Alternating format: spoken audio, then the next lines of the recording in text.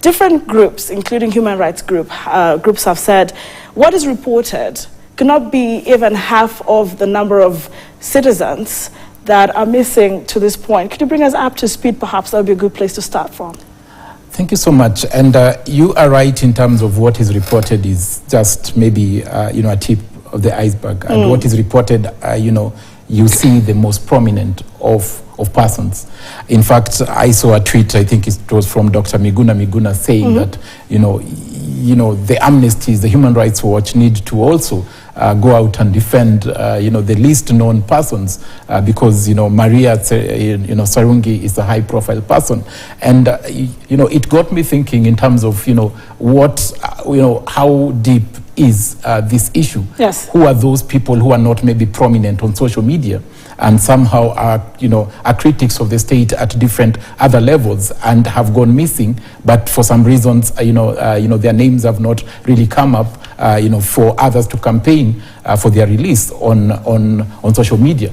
Last year, sometimes in July, yes, you remember the incident of 36 Ugandan, this Forum for Democracy and Change, this is a Ugandan opposition party, that were actually arrested in Kisumu. They were detained in Kisumu for a night and extradited, taken back to Uganda without the government following the procedure for extradition, whereby it's a diplomatic process where the other state requests diplomatically Kenya to actually extradite persons that may be wanted in their country to face whether it's criminal charges or for whatever reasons, and that process has to be taken to our courts here, where the courts have to find a reason to actually get these people extradited. Those 36 were taken. They are now facing crimes in relations to being in Kenya to train for terrorism. Is it? Yes. All right. Yeah. So they're actually facing charges.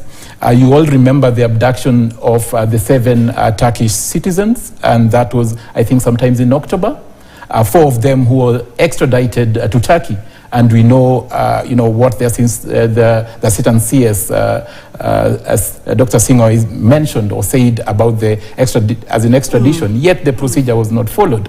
We know sometimes in November, that is 16th of November. We saw a case of Kizza Besigye, a leading opposition leader in Uganda, who again was abducted in a hotel in Kenya. And for hours, the driver sat waiting for Kizza Besigye to come back, and take him wherever he was, supposed to take him. He did not. And Kizza Besigye resurfaced on 20th November, 4 days later, presented in a military court-martial in Uganda, charged with offenses in relation to, to military offenses. And again, now we are seeing what the incident of Maria. And first of all, in international law, there is no crime, called abductions. All right. But abduction is an element of enforced disappearance.